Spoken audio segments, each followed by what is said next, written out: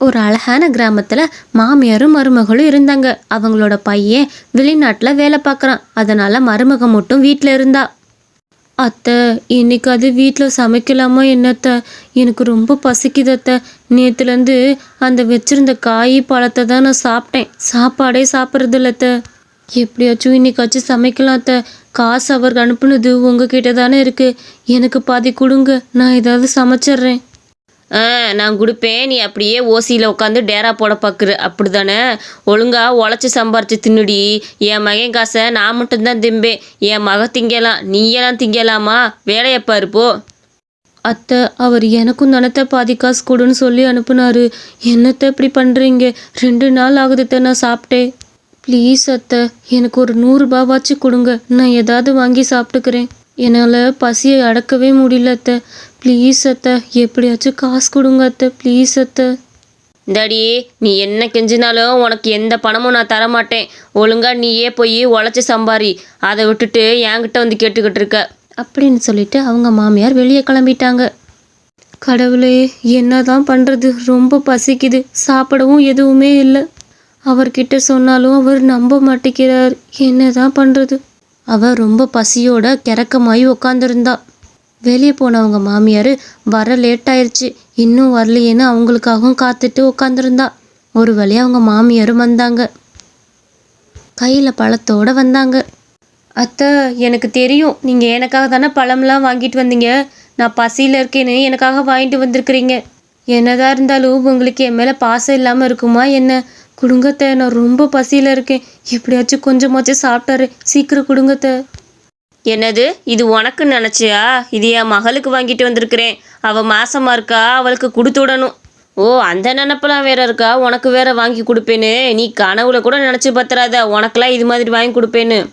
உனக்கெல்லாம் ஒரு பொட்டு பருக்க சோறு கூட இந்த வீட்டிலேருந்து நான் போட மாட்டேன். நீயா சம்பாரித்து சாப்பிடு அப்படின்னு அவளுக்கு எந்த சாப்பாடுமே கொடுக்கறதில்ல. அவளும் பணம் இல்லாமல் என்ன பண்ணுறதுன்னு ரொம்ப முழிச்சுக்கிட்டு இருந்தா. அவங்க மாமியார் நல்லா கடையில் போய் நூடுல்ஸ் வாங்கி சாப்பிட்டுக்கிட்டு இருந்தாங்க. அதை பார்த்து அவளுக்கு ரொம்ப எச்சி ஊறுச்சு. நமக்கு ஒரு வாய் கொடுத்துட மாட்டாங்களோன்னு அவள் ரொம்ப ஏங்குனா.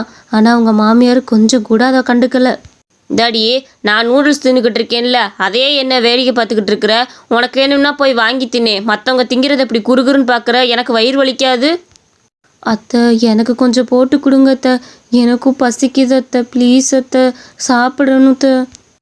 உனக்கு பசிக்குதுன்னா போய் அங்கே ஏதாவது புல் இருக்கும், அதை பிடுங்கி மாடு மாதிரி தின்னு. அப்போ வச்சு உனக்கெல்லாம் புத்தி வருதான்னு பார்ப்போம். இங்கேருந்து எந்திரிச்சு போடி. உன் கண்ணை தூக்கி போட்டேன்னா எனக்கு செரிமானம் கூட ஆகாது. எந்திரிச்சு கிளம்புடி போடி. அடுத்த நாள் அவளோட ஃப்ரெண்டு வந்து அவளை பார்க்கலான்ட்டு வந்தா. அவங்க 2 பேரும் என்ன பேசுகிறாங்கன்னு ஒழிஞ்சு நின்று அவங்க மாமியார் கேட்டுட்டு இருந்தாங்க. என்னடி ரேக்கா, உடம்பெல்லாம் இப்படி வத்தி போயிருக்குது, மூஞ்சியெல்லாம் இப்படி வாடி போயிருக்கு. அதை ஏண்டி கேட்குற? நான் 2 நாள் ஆச்சு தெரியுமா சாப்பிட்டு. எங்கள் மாமியார்கிட்ட பணம் கேட்டா, நீ போய் உழைச்சி சம்பாரித்து சாப்பிடு, என் பையன் பணத்தில் சாப்பிடாதேன்னு சொல்கிறாங்க. கல்யாணத்துக்கு அப்புறம் நான் எங்கே போய் உழைச்சி சம்பாரித்து சாப்பிட சொல்லு? என் புருஷன்ட்ட சொன்னாலும் அவரும் நம்ப மாட்டேங்கிறார்டி. இங்கே பாரி ரேக்கா, இதெல்லாம் நினச்சி நீ வருத்தப்பட்டுட்டு இருக்காத. ஒரு சில கொடூர மிருகங்கள்லாம் இப்படி தான் இருப்பாளுங்க. நான் உனக்கு வழி சொல்கிறேன். நான் கொஞ்சம் பணம் கொடுக்குறேன். அதை வச்சு நீ உன் வீட்டுக்கு வெளியே பணியார கடை போடு. அந்த பணியார கடை கட்டாயம் நல்லா ஓடும். நல்லா கொண்டு போ. அப்படியாடி? சரிடி, அப்படியாச்சும் எனக்கு பண்ணி கொடு. அப்போ வச்சு நான் உழைச்சி நானா சாப்பிட்டுப்பேன்ல. மற்றவங்கள்ட்ட போய் கெஞ்சிட்டு இருக்காம நானாக உழைச்சி சாப்பிடுவேன். எனக்கு எப்படியாவது அதை ஏற்பாடு படுத்தி கொடுறி அப்படின்னு அவள் ஃப்ரெண்டுக்கிட்ட பணத்தையும் வாங்கிக்கிட்டா. பணத்தை வாங்கிட்டு அடுத்த நாள் பணியார கடை வைக்கலான்னு போயிட்டா. ராத்திரி பகல்னு பார்க்காம நல்லா மாவு அரைச்சிக்கிட்டே இருந்தா. பணியாரத்துக்கு தகுந்தாப்புல நல்லா பொசு பொசுன்னு வர மாதிரி மாவு அரைச்சிக்கிட்டு இருந்தா. ஐயோ, முடியலையே, இன்னும் ஒரு உரல் போட்டால் முடிஞ்சிச்சு. எப்படியாச்சும் அதை போட்டுட்டு கொஞ்ச நேரம் போய் படுத்து தூங்குவோம். காலையில் கடையை போடுவோம். அப்பாடா, ஒரு வழியாக அரைச்சி முடிச்சாச்சு. இன்னும் காலையில் போய் கடையை முட்டு போட்டால் போதும். இப்போ போய் நம்ம நிம்மதியாக தூங்குவோம். இனி எதுக்கு கவலைப்படணும்? காலையில் எந்திரிச்சதுமே பணியார கடையை போட்டா.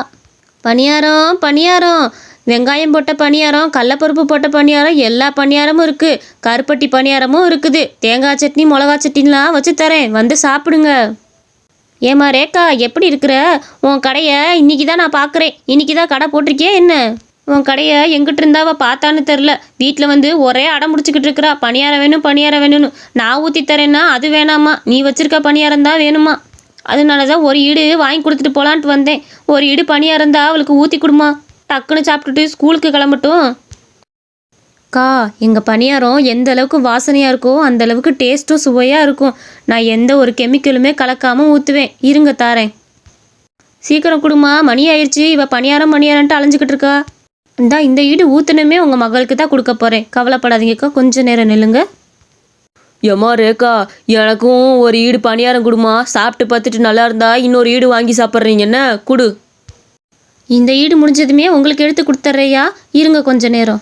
ஏம்மா ரேக்கா, எனக்கும் ஒரு ஈடு பணியாரத்தை கொடுமா, வேலைக்கு போகிறேன் சாப்பிட்டுட்டு அப்படின்னு அவள் கடையில் நல்லா கூட்டம் கூடவும் ஆரம்பிச்சது.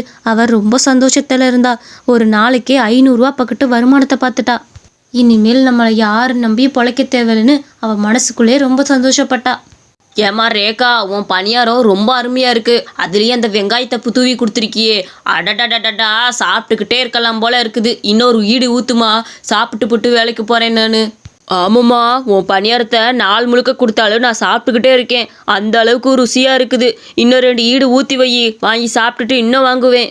எல்லாருமே அவள் கடையில் பணியாரத்தை விரும்பி சாப்பிடவும் ஆரம்பித்தாங்க. தினமும் இதே மாதிரி கொண்டு வாங்கன்னு சொல்லி வாங்கி வாங்கி சாப்பிட ஆரம்பித்தாங்க. அவளும் ஒரு வழியாக கடையெல்லாம் முடித்து எடுத்து வச்சுக்கிட்டு இருந்தா. அங்கே இருக்க எல்லா கஸ்டமரும் போயிட்டாங்க. வழக்கம் போல் மாவு அரைச்சி வச்சுட்டு வெளியே போனான். ஏண்டி, பணியார கடையா போடுற பணியார கடை? ஓ, இதை வச்சு சம்பாரிச்சு நல்லா கெத்தாக வாழ்ந்துக்கிட்டு இருக்கியோ? உன் பணியார கடையை தூசு கடையாக மாத்துறேன் பாரு. என்ன பண்ணலாம்? இந்த மாவில் தண்ணியை கலக்கிறேன். அப்புறம் பணியாரம் ரொம்ப அருமையாக வரும். இனிமேல் எங்கடி நீ பணியார கடை போடுவ? இந்த மாவில் தண்ணியை கலந்தேன்னா நாளைக்கு உனக்கு பணியாரம் வராது. பணியாரம் மாதிரி எல்லாரும் உன்னை அடித்து வீங்க தான் வைப்பாங்க. அந்த பாட்டி அந்த மாவுக்குள்ளே தண்ணியை கலந்து வச்சாங்க. பணியார கடையாக போடுற பணியார கடை உனக்கு இருக்குது, இன்னைக்கு நல்ல தண்ணியை கலந்து வைக்கிறேன். அவங்க மாமியார் அந்த மாவில் நிறைய தண்ணியை கலந்து வச்சுட்டு கிளம்பிட்டாங்க. ஏம்மா ரேக்கா, சீக்கிரம் 2 ஈடு பணியாரம் ஊற்றி கொடுமா. எனக்கு மணி வேறு ஆயிடுச்சு. டக்குன்னு சாப்பிட்டுட்டு போயிடலான்னு வீட்டிலேருந்து சாப்பிடாம கூட இங்கே வந்துட்டேன். ஒரு தட்டு டக்குன்னு எனக்கு ஊற்றி கொடுத்துட்டேன்னா நான் சாப்பிட்டுட்டு போயிடுவேன்.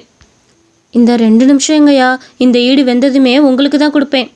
அந்த பணியாரம் வேகும்னு அவரும் ரொம்ப நேரம் நின்றுட்டு இருந்தார். ஆனால் அவருக்கு பணியாரமே அதில் வரவே கிடையாது. நல்லா தண்ணி மாதிரி பிஞ்சிட்டு வந்துச்சு. ஏம்மா, ஒரு பணியாரத்தை சுடுறதுக்கு உனக்கு இவ்வளவு நேரமா? வேணும்னே இப்படி பண்ணிட்டு இருக்கியா? உன்னோட பணியாரமும் வேணாம், ஒன்றும் வேணாம். நாளிலேருந்து நான் வீட்லேயே ஏதாவது சமைச்சு கொண்டு வந்துக்கிறேன். உன்னைய போய் நம்பி வந்தேன் பாருச்சி. எல்லாருமே அவகிட்ட எரிஞ்சு விழுக ஆரம்பித்தாங்க. பணியாரமே சரியாக வராதனால வர்ற கஸ்டமர்லாம் கோச்சிட்டு போகவும் ஆரம்பித்தாங்க. ஏம்மா, உன்னை நம்பி நான் வீட்டில் எந்த சாப்பாடு எடுத்துகிட்டு வராமல் வந்தேன். நீ என்னமோ இப்படி பண்ணிக்கிட்டு இருக்கிற? உன் பணியாரமும் வேணாம், ஒன்றும் வேணாம், போமா பேசாட்டு. வரவங்க போகிறவங்க எல்லாருமே அவளை திட்டவும் ஆரம்பித்தாங்க. என்னம்மா, உன்னை நம்பி நான் காலையில் சாப்பாடு கூட செய்யாமல் வந்து இவங்க 2 பணியாரத்தை வாங்கி கொடுத்துக்கலான்னு நினச்சேன். நீ இப்படி பண்ணிவிட்ட. சரி, நான் போயிட்டு வரேன் அப்படின்னு சொல்லிட்டு எல்லாருமே கிளம்பிட்டாங்க. அவளுக்கு ரொம்ப மனசு வருத்தமாக இருந்தது. எப்பவும் போல தானே நான் பணியாரத்துக்கு மாவாட்டி வச்சேன். இன்னைக்கு என்ன இப்படி ஆயிடுச்சு? எல்லாரும் என் மேலே கரிச்சு கூட்டிகிட்டு போகிறாங்களே. இந்த மாவில் அப்படி என்னதான் பிரச்சனை? கடவுளே, எனக்கு மட்டும் ஏப்பா சோதனை கொடுக்குற? இதை விற்று தான் நான் கொஞ்சமாச்சும் சாப்பிட்டுக்கிட்டு இருக்கிறேன். அடுத்த நாள் வழக்கம் போல் மாவாட்டி வச்சுட்டு போனப்ப அவங்க அத்தை உள்ளே வந்து தண்ணி கலக்கிறத அவள் பார்த்துட்டா. அத்தை, நீங்களாத்த இந்த மாவில் தண்ணி கலந்து வச்சிங்க? ஏன்த்த இப்படி பண்ணுறீங்க? உங்களை எந்த தொழிலையும் பண்ணக்கூடாதுன்னு தானே நான் இந்த தொழிலாவது பார்த்து சம்பாரிச்சுக்கிட்டு இருந்தேன். நீ எங்கேயுமே சம்பாதிக்க கூடாதுடி. என் அடிமை மாதிரி என் காலு கீழே தான் இருக்கணும். நீ ஏன் பணியார கடை வச்சு பொழைக்கிறியா? பணியார கடை உன் கடை தூசாக போயிடுச்சா? இனிமேல் சோத்துக்கு என்ன பண்ணுவேன்னு பார்க்குறேன். என் காலில் வந்து தானே விழுந்தாகணும் நீ அப்படின்னு பேசிகிட்டு இருக்கவே அவங்க அத்தை தடுமாறி கீழே விழுந்துட்டாங்க. அத்தை, என்னாச்சு அத்தை? அவங்கள உடனே கொண்டு போய் ஹாஸ்பிட்டலில் சேர்த்தா. மேடம், என் அத்தைக்கு என்னாச்சு? அவங்க நிறைய சாப்பிட்ருப்பாங்க போல், அதனால் சுகர் ஏறிக்குச்சு மேடம். இப்போ ட்ரீட்மெண்ட் பார்த்துருக்கேன், பயப்படாதீங்க. சரி, பில்லு 10,000 ரூபாய் ஆச்சு, கட்டிடுங்க. எனது 10,000 ரூபாவா? மேடம், என்கிட்ட அவ்வளவு காசெல்லாம் இல்லை. ஐயோ, இருந்த காசு எல்லாத்தையும் செலவழிச்சு போட்டேன். இப்போ நான் என்ன பண்ண போகிறேன்? 10,000 ரூபா கட்டுனா நான் எங்கே போக போகிறேன் தெரியலையே. மேடம், அவங்க பில்லை நான் கட்டிடுறேன் மேடம். கேஷ் கவுண்டரில் கட்டிடுறேன். சரிங்க மேடம், அப்போ நீங்கள் கேஷ் கவுண்டரில் கட்டிடுங்க, நான் போயிட்டு வரேன். மருமகளே, உன்கிட்ட எப்படிம்மா இவ்வளவு பணம்? நீயே சாப்பாட்டுக்கு வழி இல்லாமல் அல்லாடிட்டு இருந்த, உனக்கு எப்படி இவ்வளோ பணம் வந்துச்சு? அத்தை, நான் பணியாரம் வைத்தேன்ல இத்தனை நாளா, அந்த காசெல்லாம் சேர்த்து வச்சிருந்தேன். பரவாயில்லத்த, உங்கள் உடம்பு எனக்கு நல்லா இருந்தால் போதும். அந்த காசை நான் கட்டிடுறேன் அத்தை. என்னை மன்னிச்சிரு மருமகளே, உன்னை போய் நான் தப்பாக நினச்சி இத்தனை நாள் உனக்கு ஒரு வாய் சோறு கூட நான் போடாமல் உட்காந்துருந்தேன். என் மகளுக்கு இத்தனை நாள் ஊட்டி ஊட்டி வளர்த்தேன், ஒரு தடவை கூட என்னை வந்து பார்க்கல. இனிமேல் இந்த தப்பை பண்ண மாட்டேம்மா, என்னைய மன்னிச்சிரு என்ன.